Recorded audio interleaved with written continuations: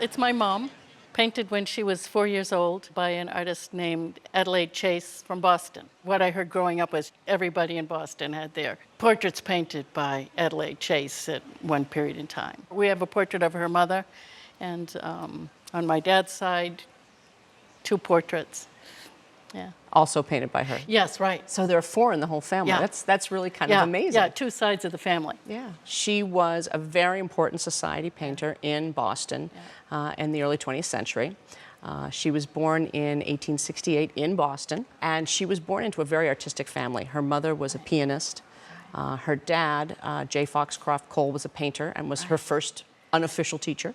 Purportedly, as a child, she posed for Winslow Homer, who was a friend of Cole's. Yes. So from a very early age, she was just surrounded by art and music.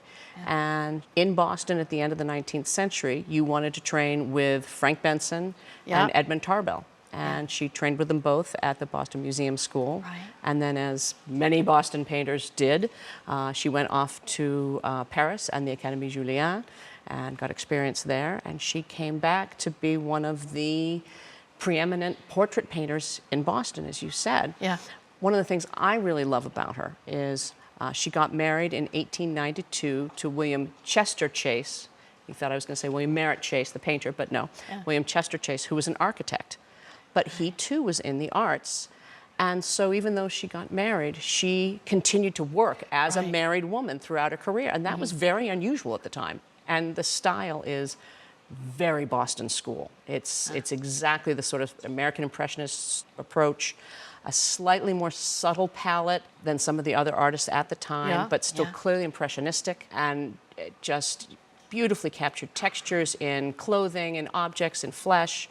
And that's why she was so sought after. I have to ask, do you still have the doll? I do have the doll. You do? It's still in the family? Yes. Oh, Yeah. The other thing we should talk about, since we're talking Boston, is this wonderful carved frame. Oh. So when we look at the back, it's actually signed Tulin, 1932. When was the portrait Well, she done? was 4. I think she was 4, which would have been 1931, but... Yeah. So that works. So Tulin was a very important frame maker. In Boston, around 1903, an artist by the name of Herman Dudley Murphy joined together with Wilfred Tulin as well as Charles Prendergast to make a frame shop. And they created these beautiful hand-carved frames that are very valuable in and of their own right. Oh, gee. And not that you would ever want to separate it, because it's the quintessential Boston package. I know you would never sell your mother. Right.